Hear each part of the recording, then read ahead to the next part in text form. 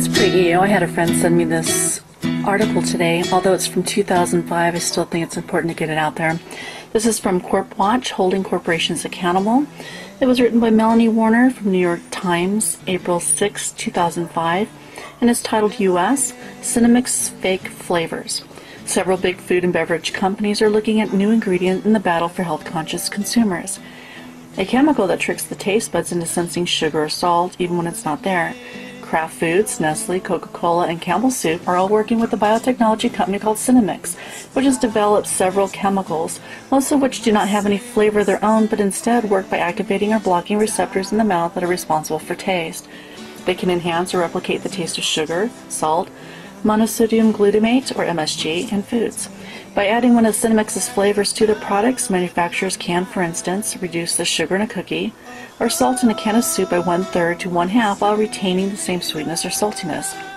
Now, for instance, a 10 3/4 ounce can of Campbell's home-style chicken soup, which the company says contains 2.5 servings, has more than 2,300 milligrams of sodium. That'd probably be cut to a little over 1,500 milligrams when the chemical is added. The government recommends consumption of no more than 2,400 milligrams of sodium a day. Unlike artificial sweeteners, Senomyx's chemical compounds will not be listed separately on ingredient labels. Instead, they will be lumped into a broad category called artificial flavors, which are already found on most packaged food labels. We're helping companies clean up their labels, said Senomyx's chief executive, Kent Snyder. Senomyx, based out of San Diego, uses many of the same research techniques that biotechnology companies apply in devising new drugs. Executives say that a taste receptor or family of receptors on the tongue or in the mouth are responsible for recognizing a taste. Using the human genome sequence, the company says it has identified hundreds of those taste receptors. Its chemical compounds activate the receptors in a way that accentuates the taste of sugar or salt. It is still experimenting to determine the most potent compounds, its chief scientist Mark Zuller said. While food safety experts applaud efforts to reduce salt, MSG, and sugar, they express concerns about the new chemicals, saying that the more testing is needed to be done before these were sold in food. But Senomyx maintains that its new products are safe because they will be used in tiny quantities. So it's safe because they give you just a little bit, right? Kraft, Nestle, Coca-Cola, and Campbell Soup have contracted with Senomyx for exclusive rights to use the ingredients in certain types of food and beverages, although the companies declined to identify those categories. Elise Wang, an analyst of Smith Barney, said that Kraft was planning to use Senomyx's sweet flavoring to reduce the sugar in powdered beverages like Kool-Aid by 1/3. Campbell Soup said she's looking at cutting sodium levels by 1/3 with the salt flavoring. There's applicability for our soups, sauces, and drinks like V8, a spokesman for Campbell, John Faulkner, said. A Kraft spokesman declined to offer specifics on the company's relationship with Senomyx, but said that Kraft was committed to reducing the sugar and salt levels in many products. Nestle and Coke also declined to comment. Senomyx's salt enhancer in particular has potential to be a boon in the food industry. For years, corporate scientists have been looking in vain for ways to reduce sodium levels in packaged food without losing flavor. It's a real challenge, said Christy M. Holmesy, senior research food scientist at Food Perspective, a consulting firm in Plymouth, Minnesota. Nobody's come up with anything even close to ideal.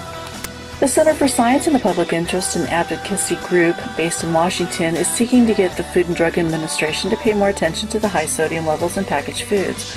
In February, and it's probably 2005, it filed a lawsuit seeking to enforce the FDA to regulate salt as a food additive. The effort, if successful, can spur companies to limit salt in their products.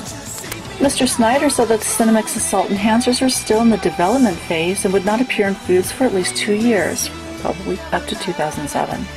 The company's most advanced product, he said, is its enhancement for MSG, which last month received safety approval from the Flavor and Extract Manufacturers Association.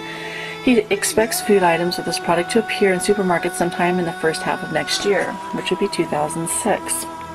Little side note here, my sister-in-law pulled out a pack of chips a few weeks back that used to have MSG and they no longer had it, which is why she felt it was okay to eat it, and mentioned a soda. I don't remember which product it was, if it was, I want to say it was Sprite, but it no longer had high fructose corn syrup, or you could opt out of having it at that point, but kind of makes me think that they're using these in those products too. Anyway, while doctors and consumers have recognized the dangers of too much salt and sugar, MSG is not well understood as a potentially harmful food additive. Used as a flavor enhancer, it is found in flavored chips, sauces, dry soups, and meat products.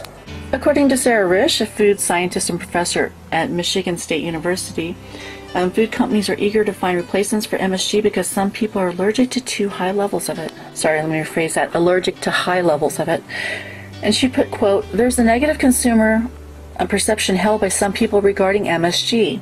This is said per Mr. Snyder, who came out of retirement in 2003 to become Senomyx's chief executive. Some school districts, for instance, won't sell MSG-containing snacks. Good for them. In the 1970s, after it was shown to induce brain lesions and nervous system disorders in laboratory animals, baby food manufacturers removed it from their products. Mr. Zoller, the company's chief scientist, said that the replacement for MSG could also be used in place of common flavor enhancers like hydrolyzed vegetable protein and autolyzed yeast extract. These products have been closely linked to MSG because they contain high levels of glutamic acid, the main component of MSG. Since Senomyx's flavor compounds will be used in small proportions, less than 1 part per million, the company is able to bypass the lengthy FDA process required to get food additives on the market. Getting the Flavor and Extract Manufacturers Association status of generally recognized as safe, or GRAS, took Senomyx less than 18 months, including a 3-month safety study using rats. In contrast, the maker of the artificial sweetener sucralose, spent 11 years winning FDA approval and is required to list the ingredient on food labels. Michael Jacobson, executive director of the Center for Science and the Public Interest, endorsed Senomyx's ability to reduce salt, sugar, and MSG, but cautioned against a new chemical entering the food supply without rigorous testing. A 3-month study is completely inadequate, he said. What you want is at least a 2-year study on several species of animals. Senomyx responded that in contrast to artificial sweeteners, which are used at levels of 200 to 500 parts per million, its flavorings would be added in such small quantities that they would pose no safety risk.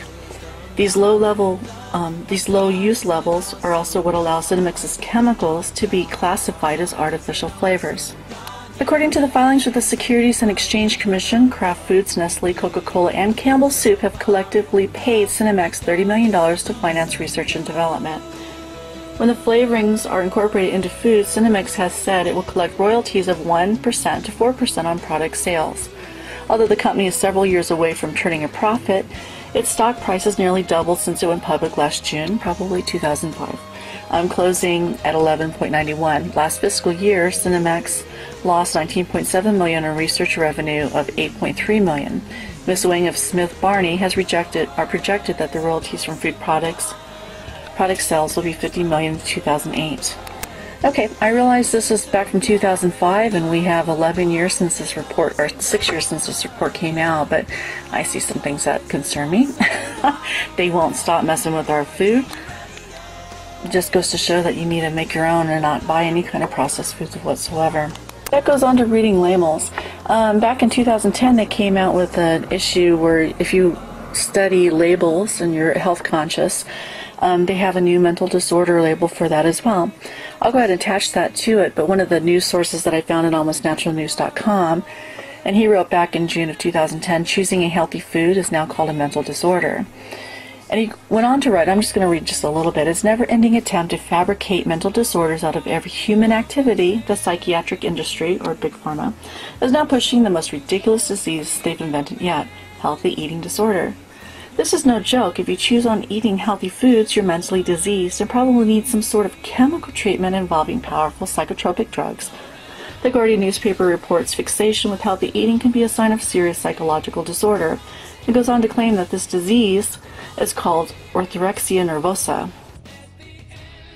which is basically just Latin for nervous about correct eating, but they can't just call it nervous healthy eating disorder because that doesn't sound like they know what they're talking about.